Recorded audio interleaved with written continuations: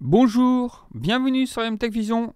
Alors aujourd'hui, je vais vous parler donc de la publicité sur Android, donc le système qui est utilisé par 90% des smartphones, à part Apple qui a un système propriétaire, iOS 15.6 actuellement, qui va bientôt changer donc iOS 16 avec plein de nouvelles fonctionnalités. Donc on va revenir à nos moutons, donc Android. Donc je voulais vous parler d'un problème assez récurrent qui est la publicité donc sur Android. Alors il y a une astuce assez simple pour donc éviter les publicités sur Android, ce qu'on n'a pas sur Apple, sur le système Apple, donc sur iOS, même que ce soit sur iOS ou macOS, on n'a pas de publicité, quelle que soit l'application, que ce soit sur le web ou dans les applications. Android, ce n'est pas un système propriétaire, c'est un système de Google, donc un système qui est développé par Google en fait. Et donc les fabricants de smartphones, il est beaucoup plus simple pour eux d'utiliser un système existant. Ainsi, ils n'ont pas à développer un système propriétaire qui demande beaucoup de travail et beaucoup d'investissement. Apple, ils ont leur système propriétaire depuis le début, donc ils n'ont pas choisi de prendre Android. Ils ont décidé d'avoir leur propre système et je pense qu'ils ont bien fait. Android, c'est un système, donc comme je vous ai dit précédemment, qui est libre, donc utilisé par toutes les marques de smartphones. Et donc Android, comme c'est un système libre, donc je pense gratuit. Donc en fait, pour rentabiliser leur système, donc Google, ce qu'ils font, c'est qu'ils permettent la publicité, que ce soit dans les applications ou dans le navigateur web, ce qui est normal.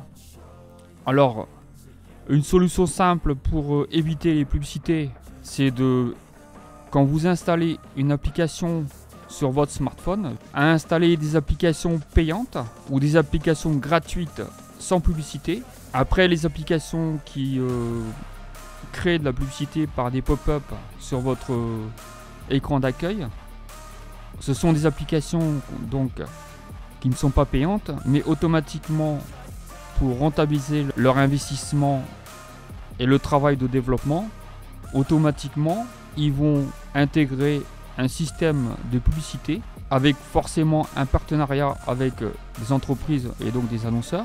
Alors pour éviter la publicité, vérifiez bien que l'application ne publie pas de spot publicitaire, ou alors si vous pouvez l'acheter, vous avez une option, si l'application par exemple coûte 2, 3 euros ou 5 euros, c'est pas très cher, donc pour éviter les publicités, si vous pouvez l'acheter, achetez-la.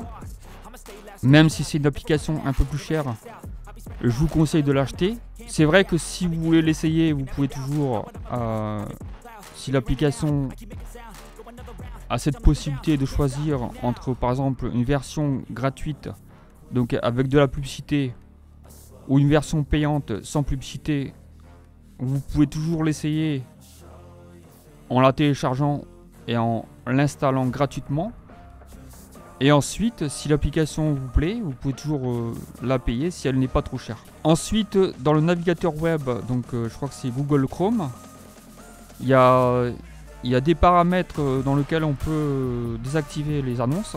Donc je vous conseille d'aller voir sur internet, il y a pas mal de choses là-dessus qui vous permettront de savoir comment désactiver les publicités sur le navigateur web.